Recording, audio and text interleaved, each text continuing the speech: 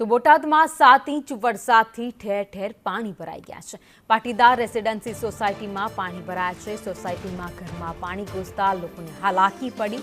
દબાણોથી પાણી ભરાયું હોવાનો સ્થાનિકોએ આક્ષેપ કર્યો છે।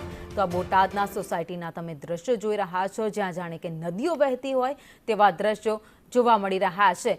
સોસાયટીઓમાં આસપાસ તમામ જગ્યાઓ પર ગામમાં પાણી જ પાણી અત્યારે દેખાઈ રહ્યું છે। એક જગ્યાએથી બીજી જગ્યાએ જવું પણ મુશ્કેલ બન્યું છે। ઘરની બહાર નીકળવું લોકોને મુશ્કેલ બન્યું છે, કારણ કે 7.5 ઇંચ જેટલો વરસાદ વરસ્યો, જેના કારણે તમામ જગ્યાઓ માત્ર પાણી જ પાણી દેખાઈ રહ્યું છે। સ્થાનિક લોકોનું કહેવું છે કે અહીંયા ગેરકાયદે અનેક જગ્યાઓ પર દબાણ કરી દેવામાં આવ્યા છે। પાણી જવાનો રસ્તો હતો એ રોકી દેવામાં આવ્યો છે, જેના કારણે પાણી અહીંયાથી ઓસરતા નથી અને મુશ્કેલી અમારે દર વર્ષે વેઠવી પડે છે।